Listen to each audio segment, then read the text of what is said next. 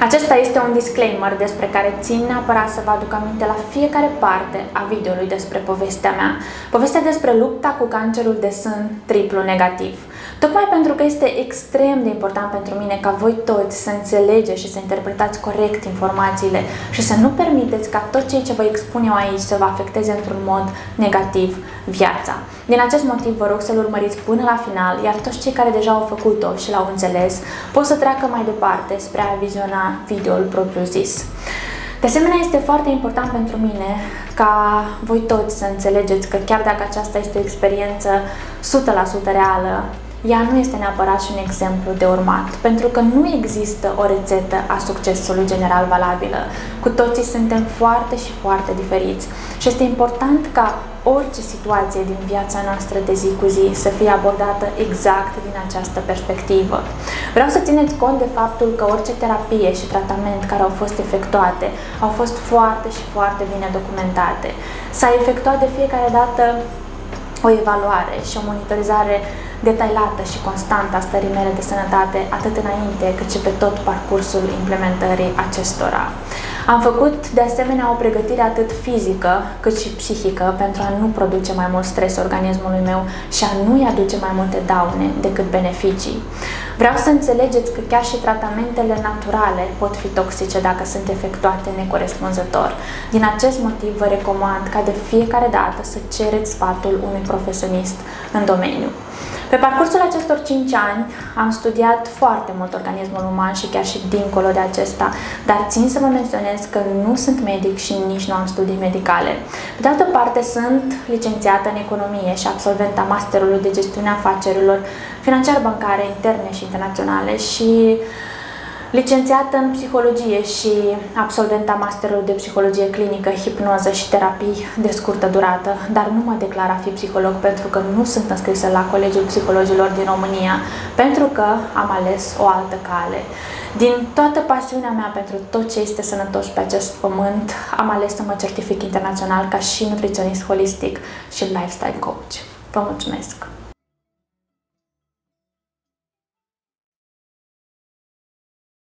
Bună, dragilor, și bine m-am regăsit în cea de-a doua parte a videoului despre povestea mea. Povestea despre lupta cu cancerul de sân triplu negativ. În această parte o să vă povestesc despre tot ce a urmat după sărbători, despre rezultatele tuturor analizelor și investigațiilor pe care le-am făcut, despre momentul în care am fost diagnosticată cu cancer de sân și toate emoțiile prin care am trecut atunci, despre ce analize și investigații am ales să fac și cele pe care am ales să nu le fac. Dar nu înainte ca să vă spun că în acel moment stilul meu de viață era deja mult îmbunătățit. Începusem să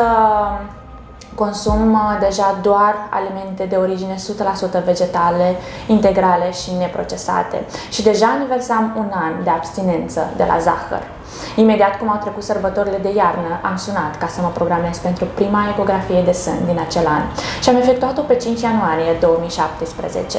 O ecografie care, din păcate, mi-a adus vești foarte și foarte proaste. Tumoarea nu doar că crescuse în dimensiune și ajunsese la aproximativ un diametru de 90 cm, dar își schimbase și caracteristicile. Aceasta devenise ca un balon plin cu lichid și diagnosticul din acel moment a fost unul de absces mamar, iar indicația a fost de excizie chirurgicală imediată și întrerupere a alăptării. Două lucruri pentru care eu în acel moment nu eram deloc pregătită să le fac. Din păcate, pe tot parcursul acestor 5 ani, absolut toate tumorile care s-au dezvoltat în sânul meu au prezentat caracteristici de benignitate ecografic și niciodată nu ne-au dus pe mine sau pe medicii care m-au investigat cu gândul că de fapt acolo se dezvoltă un cancer de sân. Și doar rezultatele care veneau de la laborator ale examenului anatomo-histopatologic arătau de fiecare dată că este vorba despre un cancer mamar de tip molecular triplu negativ și foarte invaziv. Și chiar dacă mie mi-era foarte frică de operație, eu înțelegeam că aceasta este unica opțiune pentru ca să mă scap de toată acea presiune care creștea în sânul meu de la o zi la alta. Așa că imediat după acea ecografie am început să fac toate cercetările necesare ca să îmi găsesc un chirurg care să efectueze acea operație cu succes. Și, din păcate, fiind atât de dezechilibrată și în acel moment, Nu, am mers la foarte multe consultații, dar nimeni nu mi-a inspirat suficientă încredere ca să pot să mă dau pe mâna lui. Și în toată disperarea din acel moment am ales într-un final să merg printr-o recomandare și am ajuns la un medic chirurg de la Spitalul Filantropia. Chiar de la prima consultație, acesta mi-a făcut o puncție în urma căreia s-au extras aproximativ 2 seringi mari cu ser din acea tumoare. Și sânul meu s-a eliberat și a rămas moale și eu am plecat acasă foarte și foarte fericită. Dar, din păcate, toată acea fericire n-a durat foarte mult pentru că tumoarea, la scurt timp după aceea, a început să producă foarte și foarte mult lichid și s-a umplut din nou. Spre seară, împreună cu fostul meu soț, am stors prin acel punctuleț de la puncție, am stors tot lichidul care se adunase acolo și sânul meu a devenit din nou moale. Atât de moale încât nu se simțea nici măcar o bucățică de tumoare solidă în el. Așa că m-am culcat liniștită și fericită. Doar că m-am trezit din nou speriată pentru că sânii mei s-au umplut cu lapte și totodată tumoarea s-a umplut cu lichid. Așa că primul lucru pe care l-am făcut în acea dimineață a fost să sun la Spitalul Filantropia pentru ca să-mi programez pentru o nouă consultație. O nouă consultație la care de această dată diagnosticul a fost unul de galactocel și am stabilit împreună cu medicul chirurg ca chiar a doua zi să efectuăm acea operație. Înainte de aceasta mi s-a dat o rețetă unde mi s-a prescris să iau o pastilă pentru ca să întrerup alăptarea. Moment care pe mine m-a distrus în acel moment pentru că eu nu eram pregătită de acea despărțire. Este greu să întrerupi acest proces al alăptării atunci când ai un copil deja mare care consumă alimente solide. Dar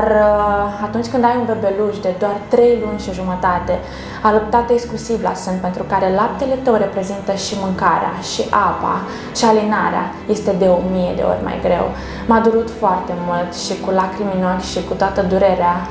și presiunea pe care o simțeam, atât psihică cât și fizică, am făcut și acest pas și a doua zi m-am prezentat la operație. Operație care a avut loc cu anestezie locală,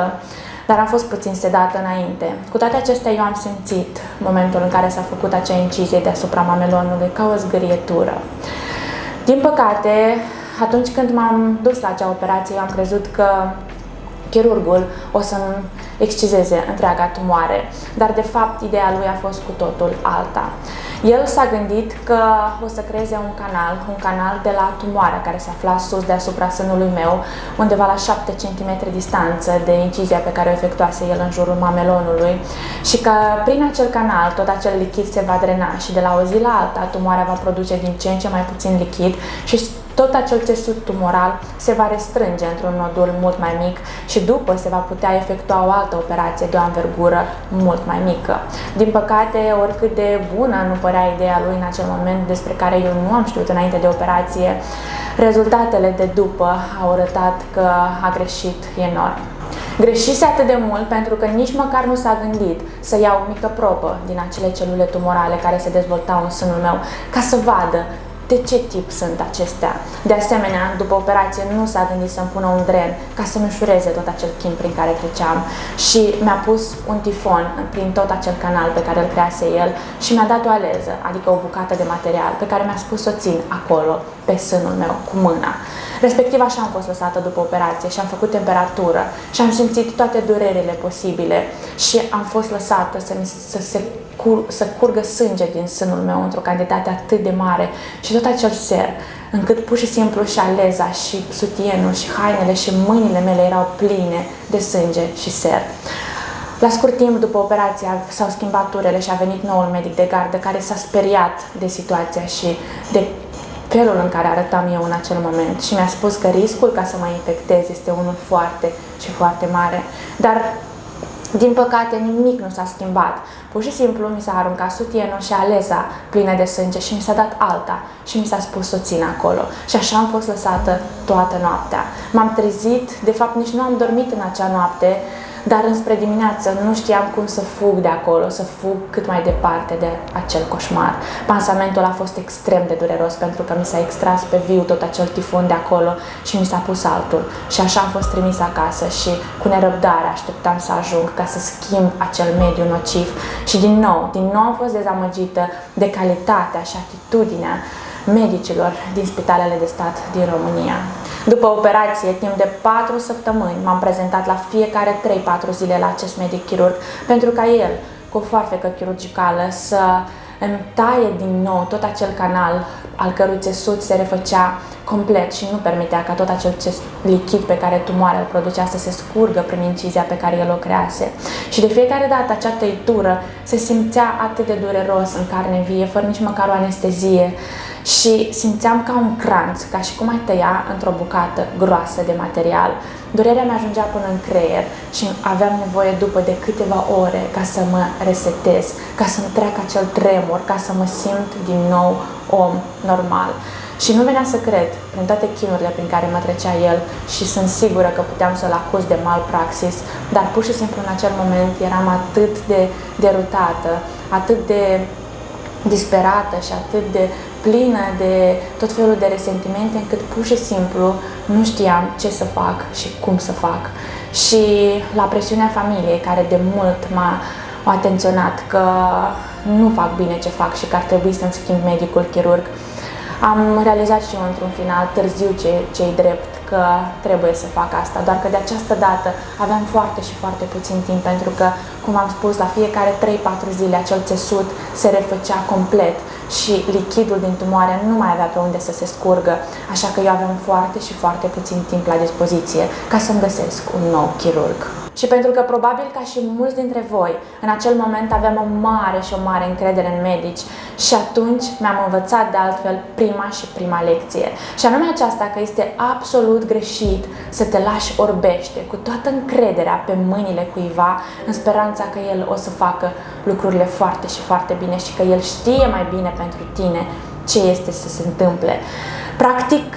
indiferent de diploma, experiența, studiile pe care acesta le are, cu toții sunt oameni, cu toții greșesc și nimeni, dar nimeni nu are cum să știe ce este mai bine pentru tine. Din acest motiv este extrem de important ca în momentul în care mergem la operație sau cerem ca să ni se recomande un tratament, să punem toate întrebările necesare, să insistăm ca să ni se răspundă absolut la toate și să obținem informațiile de care avem nevoie, ca să ne putem face o părere, ca să ne dăm seama dacă acel medic ne va aplica tratamentul potrivit și va face operația în așa fel încât aceasta să fie una de succes și să ne rezolve situația și problema în care ne aflăm. Imediat ce m-am desprins de acel medic chirurg și am început să fac toate cercetările necesare pentru ca să găsesc un alt medic chirurg, am simțit deja cum presiunea din sânul meu crește. Crește pentru că tumoarea producea din ce în ce mai mult lichid acolo. Era practic ca un sân în care cât mai mult stimulez lactația, cu atât mai mult lapte produce el. La fel și acea tumoare, cu cât mai mult ser am drenat noi din ea, cu atât a început ea să producă mai mult și mai mult. Și astfel, la doar câteva zile, și mai exact 2, acel canal s-a închis complet și serul pe care tumoarea îl producea nu mai avea pe unde să se scurgă. Respectiv, țesutul de la toată acea presiune se învinețise atât de grav încât deja și vasele erau sparte deasupra lui. Iar eu eram extrem și extrem de speriată. Atât de speriată încât pur și simplu nu am putut să mă concentrez suficient ca să-mi caut medicul chirurg potrivit pentru mine și din nou am mers printr-o recomandare la un medic chirurg de la Spitalul Fundeni, care opera și făcea transplanturi de ficat. În acel moment m-am gândit că dacă medicul chirurg știe să efectueze cu atât de mult succes operații pe un organ vital, cu siguranță în cazul meu lucrurile vor fi pentru el foarte și foarte simple și va efectua operația cu succes. Gânduri, idei total greșite și exact atunci mi-am învățat o a doua lecție. O lecție prin care am înțeles că este extrem de important ca în momentul în care ne alegem medicul chirurg, acesta nu doar să aibă competențe în chirurgie generală, dar și competențe sau o supra-specializare în operații sau situații sau probleme, diagnosticuri pe care le avem noi, cei care ne lăsăm pe mâna lor în momentul în care să mergem la operație. Respectiv, nu este suficient ca acesta să aibă experiență într-un caz complicat ca să poată să vă rezolve vouă un caz care poate pare mai simplu, pentru că de multe ori acestuia pot să scape multe detalii, lucru care s-a întâmplat și în cazul meu. Imediat am fost la câteva zile programată pentru acea operație și așteptam cu nerăbdare să o fac, pentru că presiunea din sânul meu pur și simplu mă scotea din minți în acel moment. Mă culcam noaptea cu o frică atât de mare încât nu știam cum o să mă trezesc dimineața. Mi era atât de frică să adorm, pentru că aveam impresia că dimineața o să mă trezesc explodând sau pur și simplu cu ceva care deja a explodat și acel țesut care devenea din ce în ce mai vânăt și din ce în ce mai subțire o să se rupă acolo și o să iasă tot acel lichid ca un havuz din mine. În cadrul acelei operații care s-a efectuat la o clinică estetică din București, tocmai din motiv pentru că înainte de operație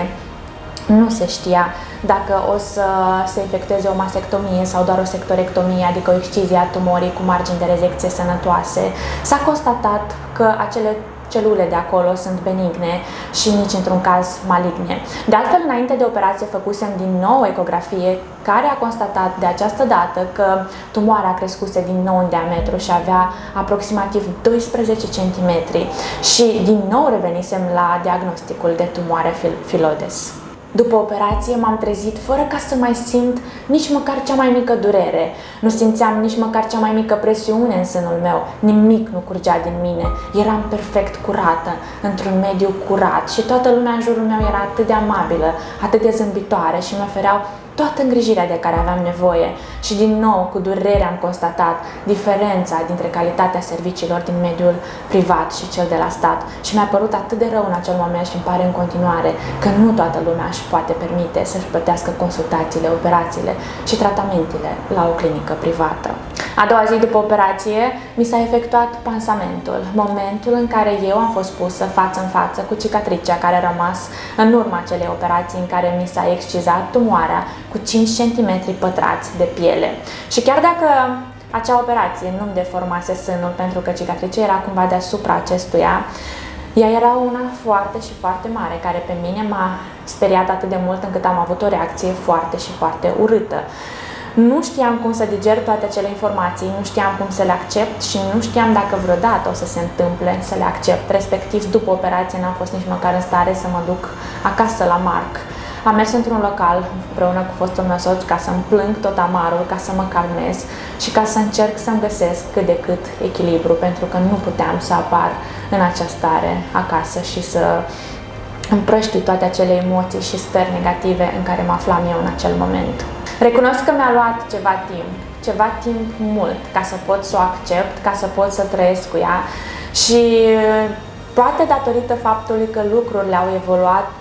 în continuare nu tocmai favorabil pentru mine, cumva partea aceasta estetică a trecut pe planul 2 și cu timpul nu am mai pus accent atât de mult asupra ei și am învățat să văd frumosul în tot ceea ce mi se întâmplase. Și cumva, fără să îmi doresc eu acest lucru sau medicii care m-au operat, care au fost 4 chirurgi la număr, dintre care și 2 esteticieni, și niciunul dintre ei nu a avut drept scop ca să-mi facă vreo cicatrice mai frumoasă, pentru că în acele momente, de fapt, problemele erau cu totul altele de a-mi scoate tumoarea, cu tumorile de fapt pe care le aveam eu în sânii mei, cu margini de rezecție sănătoase, și de multe ori s-a pus și problema închiderii operației pentru că nu mai era suficientă piele acolo din cauza dimensiunii acestora care se dezvoltau în sânul meu. Respectiv, niciunul, cum v-am spus, dintre chirurgi nu a avut drept scop ca să facă acea cicatrice mai frumoasă, dar cumva, fără intenția lor, aceasta a luat forma unei inimi și am fost atât de surprinsă într-un moment în care m-am uitat în oglindă și am văzut o inimă desenată pe sânul meu. O inimă care reprezintă iubirea care este sentimentul cu o vibrație cea mai înaltă de pe acest pământ. Și atunci mi-am dat seama că dacă vreodată m-aș fi gândit să fac un tatuaj pe corpul meu, nu l-aș fi ales mai potrivit decât cum l-a ales viața să deseneze pe chipul meu. Și atunci mi-am dat seama și mi-am întărit ideea conform căreia că nu există nimic absolut negativ sau absolut pozitiv în această viață și că orice situație prin care suntem puși să trecem,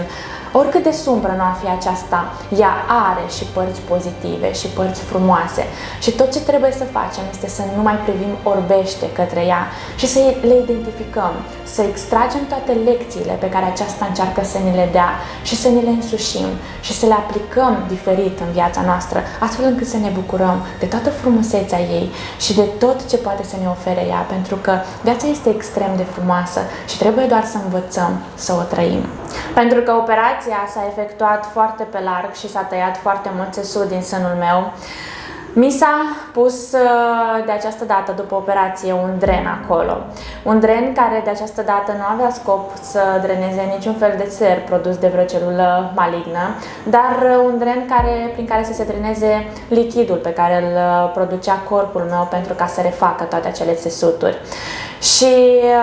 chiar după prima operație, din momentul în care am încetat să mai alăptez, am început deja să implementez foarte și foarte multe schimbări sănătoase în stilul meu de viață. Schimbări pe care, din păcate, nu am avut curaj să le implementez în momentul în care alăptam, tocmai pentru că aveam atât de puține informații, pentru că sunt absolut sigură că în acel moment aș fi beneficiat atât eu cât și bebelușul meu de ele. Și prin aceasta vreau să vă transmit și vouă mesajul că în momentul în care vă decideți să vă schimbați sau să aduceți schimbări în stilul vostru de viață, încercați să vă informați și să vă documentați cât de mult posibil, astfel încât să vă aduceți toate argumentele necesare în minții voastre pentru ca ea să devină aliatul vostru și nici într-un caz dușmanul vostru, astfel încât tot acest proces prin care o să treceți să fie unul cât mai puțin stresant pentru voi. La 4 săptămâni după operație au venit rezultatele de la laboratorul Sinevo privind piesa tumorală care a fost trimisă într-acolo. Și într-o luni dimineața, la prima oră, am fost sunată de la clinica unde am fost operată ca să fiu invitată la o consultație pentru ca să mi se comunice care sunt acestea. Și în mai puțin de o oră m-am prezentat acolo și mi s-a comunicat că rezultatul este unul de malignitate. Și nu orice tip de malignitate, era vorba despre un cancer de tip molecular triplu negativ, care nu doar că nu este specific femeilor tinere, avea și o rată de incidență de doar 10-20% din totalul cancerilor de sân diagnosticate, iar caracteristicile pe care acesta le avea, cum ar fi celule slab diferențiate și o rată de proliferare a acestora de 100%, îl făcea foarte și foarte invaziv și cu un risc de metastazare foarte mare.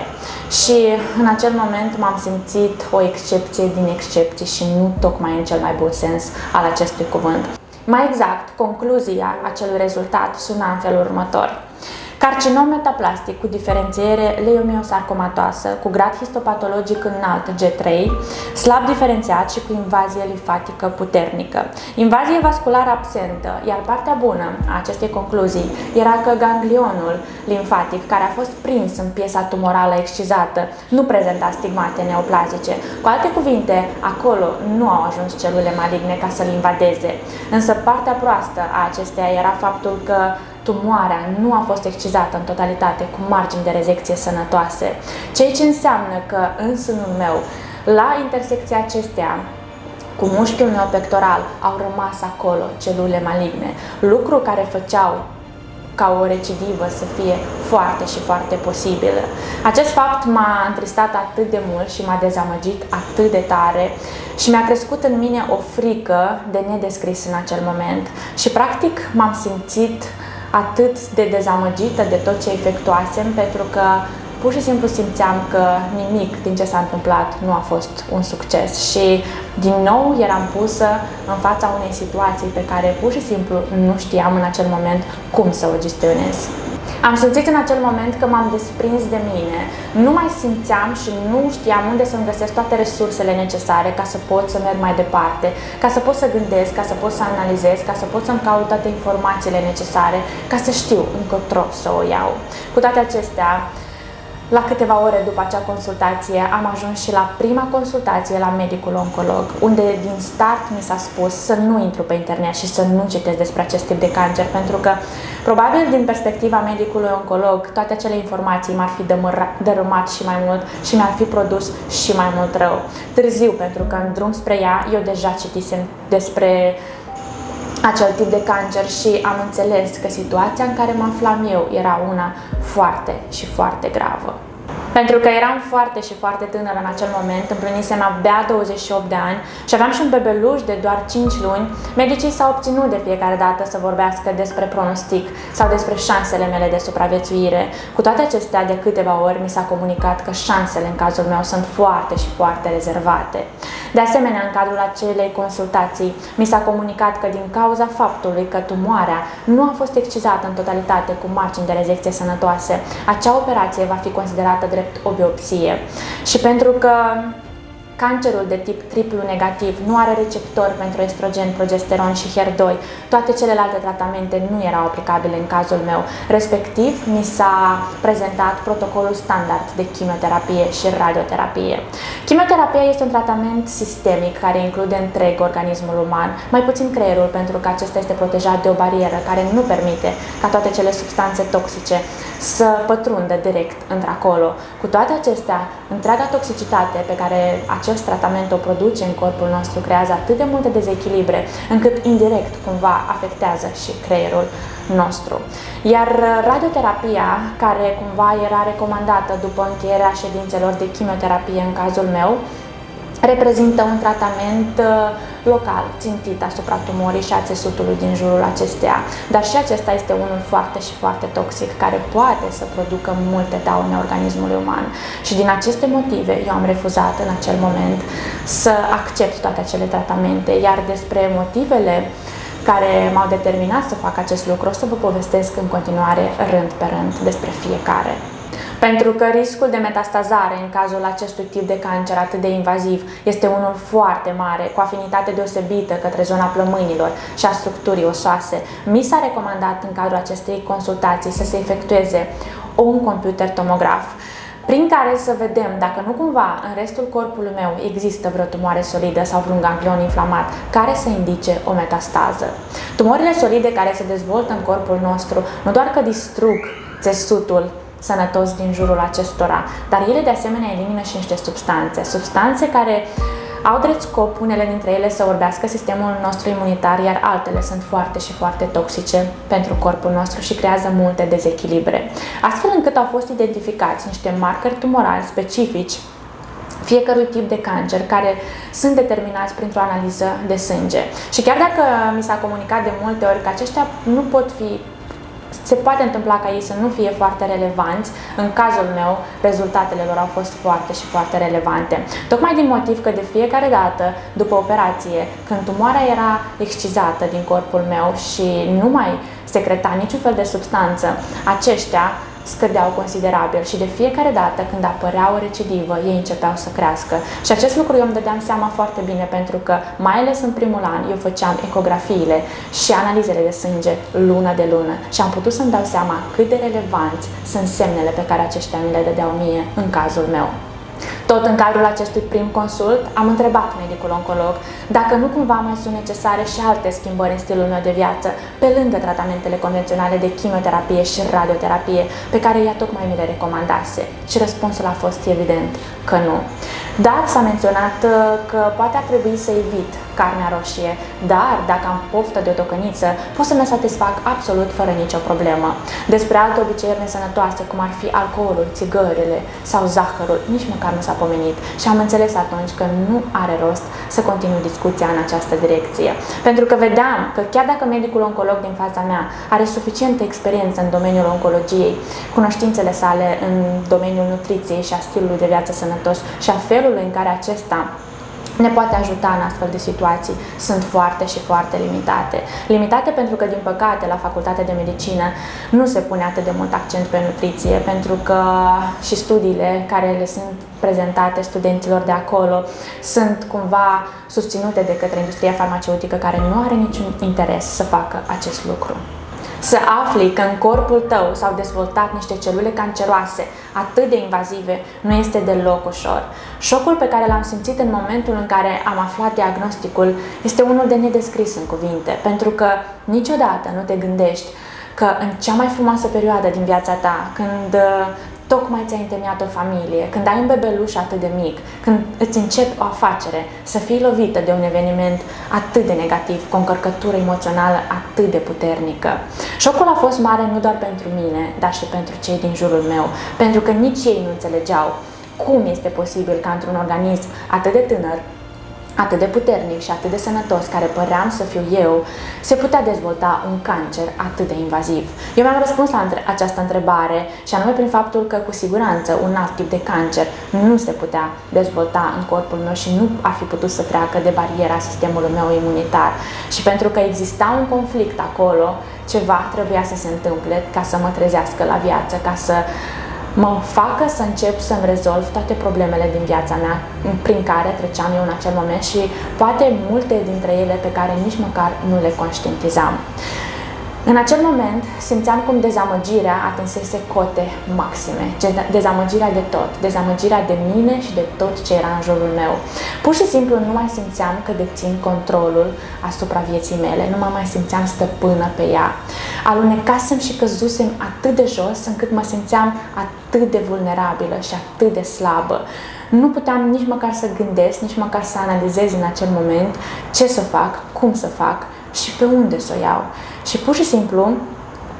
tot ce am făcut a fost să mă gândesc că mă las pe mâna lor, că mă las să fac tot ce mi indică ei și că altă opțiune pur și simplu nu vedeam în acel moment. Acea zi de luni a fost cea mai grea și cea mai lungă zi din viața mea. Și mi-aduc aminte că eram atât de multe suflete în casă, suflete care erau într-o suferință atât de mare încât vibrația și energia scăzuse extrem de mult și nimic din jurul nostru nu mai părea să aibă viață. Și aveam o orhidee în acel moment, orhidee care era perfect înflorită și foarte vie. Și marți dimineața, când m-am trezit, am văzut florile ei toate căzute. Și poate voi știți, dacă aveți orhidee acasă, că florile acestea cad rând pe rând doar în momentul în care se ofilesc și la o distanță de câteva zile, cel puțin, între ele. Dar lucrul acesta că s-a întâmplat și eu știam că nu este în regulă, m-a speriat foarte mult. Și pe parcursul la 3 ani, această orhidee nu a mai înflorit absolut deloc. Și doar acum un an a început din nou să înflorească. Și practic tot acest proces al ei a coincis și cu procesul meu de vindecare, pentru că am observat cum exact din momentul în care ea a început să înflorească, eu mi-am identificat toate conflictele pe care le aveam eu și toate problemele și pur și simplu am început să le rezolv rând pe rând. Și astăzi ea este la a doua înflorire și eu sunt la a mia înflorire și pur și simplu foarte fericită și foarte sănătoasă. Dezamăgită de toate cele întâmplate, m-am prezentat în acea dimineață de marți la investigația de computer tomograf pe care am ales să o fac pentru întreg corpul meu, și anume cap, torace, pelvis și abdomen. Și rezultatele au venit în mai puțin de 30 de minute și acestea au fost unele foarte bune, care m-au bucurat atât de mult, pentru că nicăieri în corpul meu nu a fost identificată niciun fel de tumoare solidă și niciun alt ganglion inflamat care să indice vreo metastază. Eram atât de fericită și atât de bucuroasă în acel moment, încât am simțit cum s-a produs un click care m-a trezit la viață. Dar înainte de aceasta, în momentul în care m-am culcat pe patul computerul tomograf și atunci când mi s-a injectat cu o presiune care mi-a creat o durere cumplită, acea substanță de contrast, am simțit ca o iluminare. O voce interioară striga la mine și mă întreba: tu ce faci? Tu de ce te lași atât de supusă pe mâna lor? De ce lași ca frica să te dezarmeze în fața lor? Și de ce îi lași pe ei ca să facă tot ce vor ei cu tine? De ce ai impresia că ei, cei care nu trăiesc în corpul tău, știu ce este mai bine pentru tine? Pentru că cu siguranță există un alt drum, un drum care să-ți ofere și mai multe șanse de supraviețuire, șanse ca tu să-ți crești calitatea vieții tale. Și atunci pur și simplu m-am trezit ca dintr-un somn adânc și mi-am adus aminte și de cuvintele pe care le-am rostit în momentul în care prietena mea cea mai bună m-a anunțat că mama ei a fost diagnosticată cu cancer de sân, și anume acelea că dacă vreodată eu, în această viață, o să fac cancer, eu niciodată nu o să urmez tratamentul de chimioterapie și radioterapie. Și am simțit în acel moment, pur și simplu, o bucurie de nedescris, o eliberare. Și pur și simplu, de atunci am început să văd alte opțiuni. Alte opțiuni pe care eu până în acel moment pur și simplu nu le vedeam și unicile despre care mi se tot povestea și care mi se impuneau practic era cele de chimioterapie și radioterapie. Și am început să prind de la o zi la alta curaj și încredere, pentru că toate acele gânduri pur și simplu exponențial se amplificau în mintea mea și adunau și mai multe argumente contra tratamentelor de chimioterapie și radioterapie și argumente care pe mine să mă întărească și să-mi ofere curajul ca eu să aleg o altă cale. O cale care, din păcate, nu era una ușoară, pentru că era la fel de întunecoasă și cu multe și multe necunoscute, dar o cale la capătul căreia eu vedeam o luminiță care, din păcate, nu o vedeam în cealaltă parte. O luminiță care îmi dădea mie multă și multă speranță că eu o să mă fac bine și o să trec peste acest obstacol din viața mea. Momentul în care am anunțat pe cei din familie că urmează să refuz tratamentul de chimioterapie și radioterapie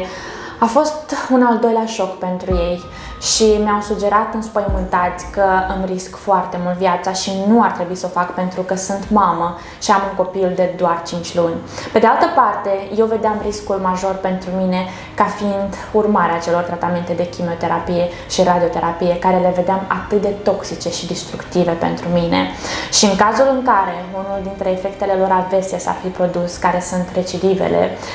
în urma cărora celulele care rezistă sunt mult mai puternice, eu aș fi fost dezarmată total în fața lor, pentru că organismul meu ar fi fost distrus și pur și simplu nu aș fi avut cu ce să mă lupt. Și în toate acele idei și discuții contradictorii, am încercat să-mi găsesc de fiecare dată puterea ca să pot să merg mai departe, indiferent de toate recomandările pe care le primeam din jurul meu și toate insistențele lor să urmez toate acele tratamente care pentru mine însemnau în acel moment o moarte sigură. Pentru mine, decizia mea de la o zi la alta devenea din ce în ce mai potrivită și pur și simplu am început să mă simt din nou stăpână pe viața mea. Am început să simt că dețin controlul, am început să-mi văd viitorul, lucru care până în acel moment nu se întâmplase. Am început să am încredere că o să ajung chiar și o să depășesc momentul în care Marchi o să-și rostească primele cuvinte, o să facă primii săi pași și o să-și adune primele sale gânduri și o să se transforme într-un om mare și mai mult decât atât o să particip și eu la toate aceste evenimente importante din viața lui, sănătoasă fiind. Și de atunci încolo, în mintea mea au început să se adune din ce în ce mai multe argumente plauzibile contra tratamentelor de chimioterapie și radioterapie. Și unul dintre acestea în acel moment era faptul că eu nu aveam atunci o tumoare solidă în corpul meu, o tumoare care să-mi indice mie, în funcție de faptul dacă crește sau se micșorează, că tratamentele de chimioterapie și radioterapie funcționează. Respectiv, faptul că am fost programată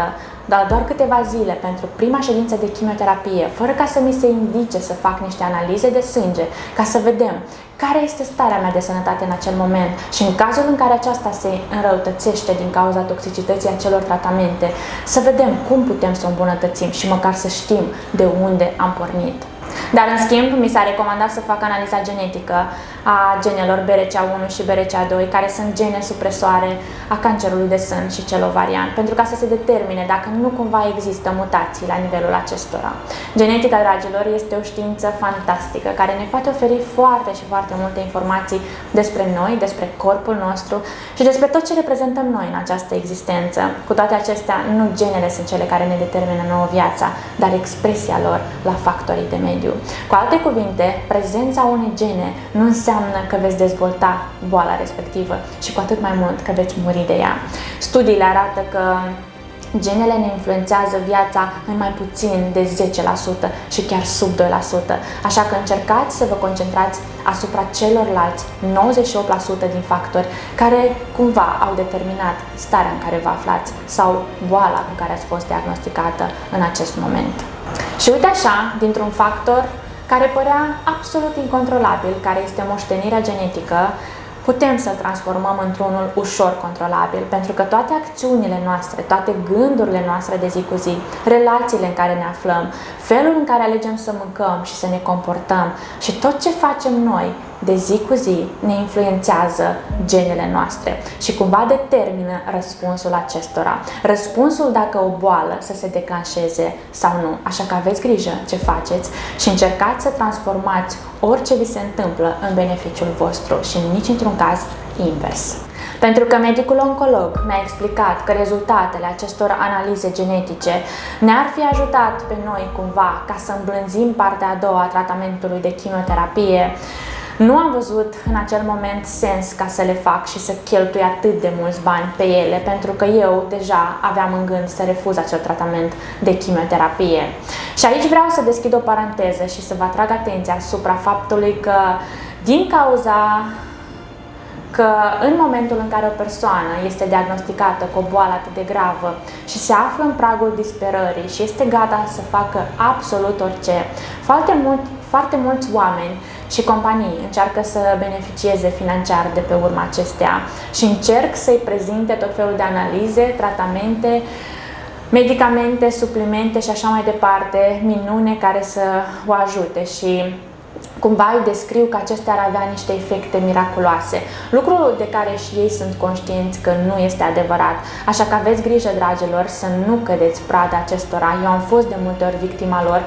și am învățat pe parcurs cum să mă feresc, cum să-mi fac toate cercetările și investigațiile necesare în așa fel încât să obțin toate informațiile și să trec tot ce spun ei prin filtrul meu propriu ca să-mi dau seama cât de mult m-ar ajuta cei ce încearcă ei mie să-mi vândă. Ca și istoric, în familia mea restrânsă, din fericire, niciodată nu a fost nimeni diagnosticat cu cancer de sân, dar chiar și așa vreau să vă atrag atenția asupra faptului că dacă voi aveți pe cineva în familia voastră diagnosticat cu orice tip de cancer sau orice tip de altă comorbiditate, nu lăsați ca gândul că aceasta poate fi o moștenire genetică pentru voi să vă copleșească, pentru că nu este deloc real. Mai degrabă, șansele ca să moșteniți obiceiurile, acțiunile, gândurile, tradițiile și tot ce au făcut acești oameni din familia voastră care i-au dus către această boală, puteți să le moșteniți pe toate. Așa că aveți grijă la acestea și încercați să moșteniți doar tot ce este frumos de la părinții și bunicii voștri,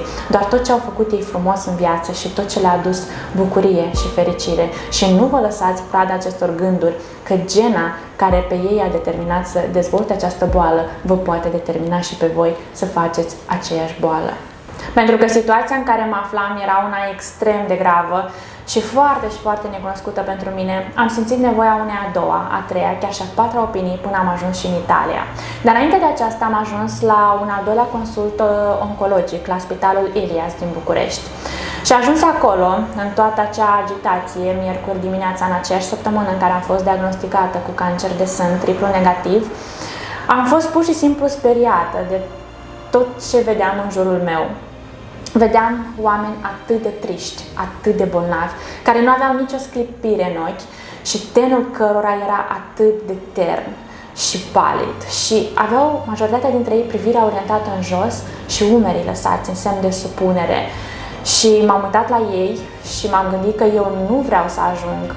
cum sunt ei. Și atunci m-am gândit că dacă nu vreau să ajung ca ei, înseamnă că nu trebuie să urmez același drum pe care l-au urmat ei. Și atunci m-am întrebat, eu ce fac aici? Eu de ce îmi pierd timpul să vin la atât de multe consultații? Ca să fac ce? Ca să aduc ce argumente minții mele? Sau poate mintea mea era deja convinsă în acel moment, dar eu căutam mai multe argumente ca să le aduc celor care tot insistau ca eu să fac toate cele tratamente.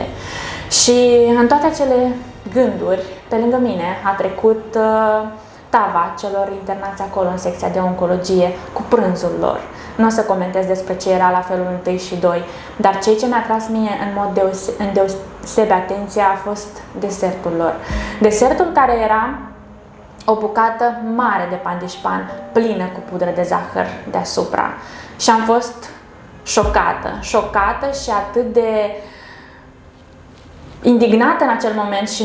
pur și simplu primul gând a fost cum toți acești oameni pot să susțină că ei tratează cancerul în momentul în care ei pur și simplu induc o toxicitate atât de mare prin toate acele tratamente de chimioterapie, radioterapie, imunoterapie și așa mai departe și în același timp, slăbind organismul acelor pacienți, hrănesc celulele canceroase cu combustibilul acestora numărul 1,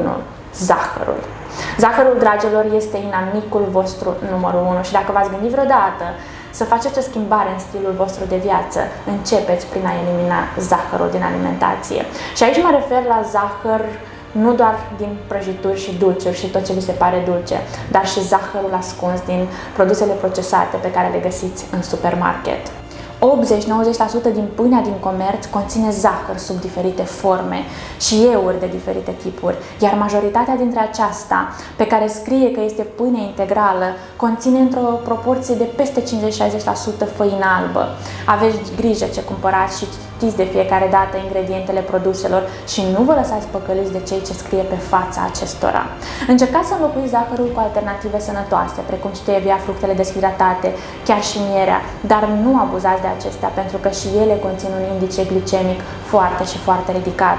și vă pot determina secreții bruște de insulină în sânge. Insulina care reprezintă un factor de creștere și în cazuri de boală trebuie foarte și foarte bine controlat pentru că poate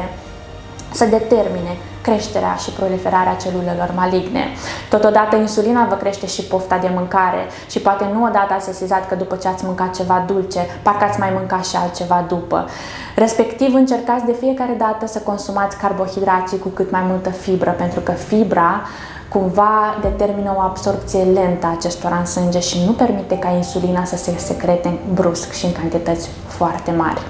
După ore de așteptări pe acel hol al spitalului Elias, alături de toți acei pacienți care pur și simplu nu-mi inspirau în acel moment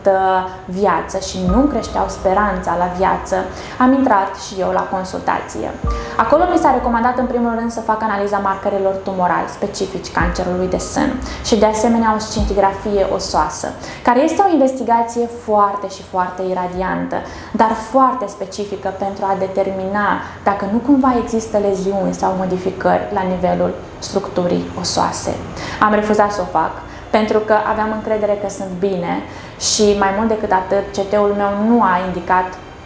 vreo modificare sau vreo leziune la nivelul structurii mele osoase și din păcate eu în acel moment nu aveam argumente plauzibile pe care să le aduc celor din jur care au văzut această acțiune a mea ca o nebunie curată. Și poate doar acum, peste 5 ani, când sunt atât de bine, atât la nivelul structurii osoase, cât și la nivelul altor țesuturi moi din corpul meu, psihic și fizic și din toate punctele de vedere, pot să demonstrez că am avut atunci dreptate, că eram bine și că nu era nevoie să mă iradiez inutil. Acest lucru nu înseamnă că și voi trebuie să faceți la fel, pentru că de multe ori acest tip de investigație vă poate salva viața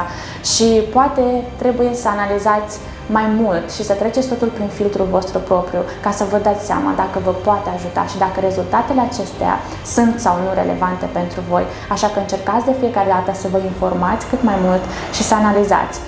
înainte să luați o decizie. De asemenea, tot în cadrul aceleiași consultații, mi s-a recomandat să fac încă o operație pentru a identifica ganglionul santinelă. Ganglionul santinelă este acel ganglion care are o comunicare directă cu tumoarea și practic este primul care preia toate substanțele toxice și celulele maligne de acolo și le poate transmite mai departe. Acesta se determină intraoperator prin injectarea a unei substanțe radioactive numite tehnețiu peritumoral și este determinat printr-o cameră de scintilație de uz medical. În momentul în care se determină că la nivelul acestuia există acolo celule maligne și mai ales dacă acestea au spart și capsula acestuia, riscul ca celulele tumorale să fi mers mai departe și să fie infectat și ceilalți ganglioni din axilă este unul foarte și foarte mare. Iar dacă s-a identificat că acolo nu există niciun fel de celule maligne, atunci cu siguranță sau crește cumva siguranța ca ceilalți ganglioni din axilă să fie sănătoși și probabil veți fi salvată de o limfaderectomie. Eu am refuzat să fac și această investigație, tocmai din motiv pentru că abia cu o lună în urmă tocmai mă operasem foarte pe larg acolo și cu siguranță toate canalele mele limfatice erau distruse și aveam cumva dubii dacă substanța radioactivă care urma să fie injectată cumva orbește undeva în sânul meu, pentru că nici măcar nu aveam o tumoare solidă în acel moment, putea să-și găsească aceeași cale către același ganglion care comunica înainte de operația precedentă cu tumoarea care exista pe atunci în sânul meu. Cu alte cuvinte, chiar dacă aș fi făcut această operație, aș fi rămas cu dubii și cu întrebări dacă ganglionul santinelă a fost identificat cel corect și dacă nu cumva era altul înainte care comunica cu tumoarea care exista atunci în sânul meu. Și în toate aceste circumstanțe, sub toate aceste circumstanțe, eu nu am putut să mă gândesc la altceva decât să refuz să mai fac o operație și să mai și injectez în mine ceva radioactiv și pur și simplu asta am simțit că trebuie să fac atunci. Acest lucru din nou nu înseamnă că și voi trebuie să refuzați o astfel de operație, pentru că și aceasta de multe ori vă poate salva ganglionii voștri din axilă și poate în cazul vostru circunstanțele sunt cu totul altele și rezultatul poate fi foarte și foarte relevant. Lucru care nu era în cazul meu și din acest motiv am avut tot curajul ca să refuz această operație. Ajuns acasă după toate cele întâmplate și încărcată cumva mai mult negativ decât pozitiv, dar susținută de fostul meu soț în totalitate, am sunat pentru ca să anulez prima ședință de chimioterapie care a fost programată pentru joi dimineața în aceeași săptămână în care eu am fost diagnosticată cu cancer de sân triplu negativ. Și pentru că chiar de luni părinții fostului meu soț m-au ajutat și m-au programat pentru încă o consultație în Italia. Am zburat exact în aceeași săptămână, duminică, împreună cu fostul meu soț acolo pentru încă o consultație, pentru încă o opinie. Acolo am întâlnit un medic cu o experiență foarte și foarte mare, dar chiar și așa el a fost foarte și foarte uimit de diagnosticul care mi s-a pus și tocmai din motiv că eram prea tânără ca să dezvolt un cancer triplu negativ atât de invaziv.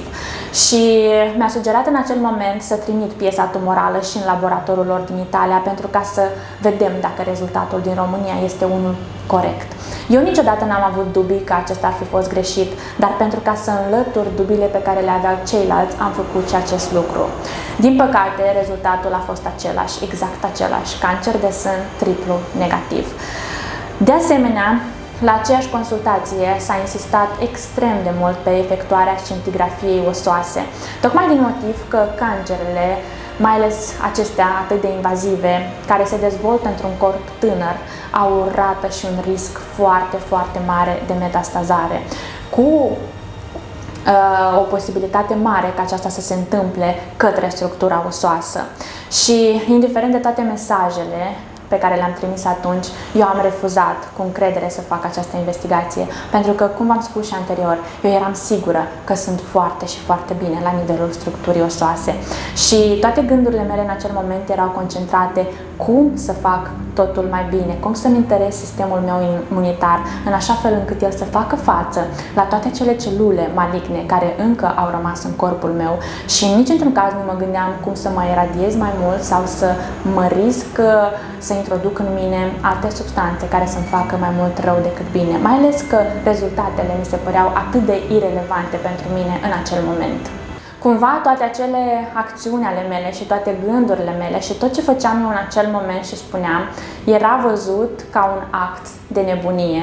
de disperare și de depresie, de orice altceva, dar nici într-un caz nu era văzut ca un act de curaj sau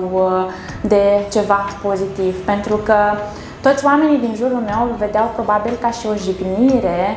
a abilităților, cunoștințelor celor din fața mea care îmi recomandau să fac toate acele tratamente și investigații. Eu, pe de altă parte, niciodată nu am pus la dubiu cei ce știu ei și cei ce cunosc ei. Eu, de fiecare dată, am știut că nu poate să existe nimeni altcineva care să știe ce este mai bine pentru mine decât eu. Eu care trăiesc în acest corp, eu care îl simt și am o conectare directă cu el. Pentru că nimeni, dragilor, nimeni, indiferent de diploma, experiența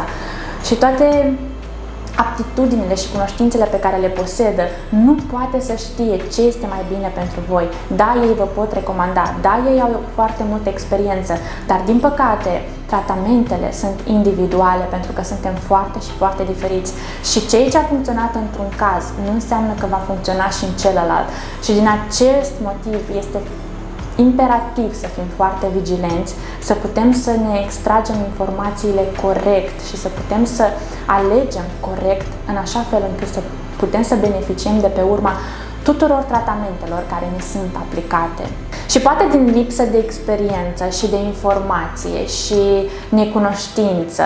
nu pot să declar cu tărie că toate acțiunile, gândurile și alegerile mele au fost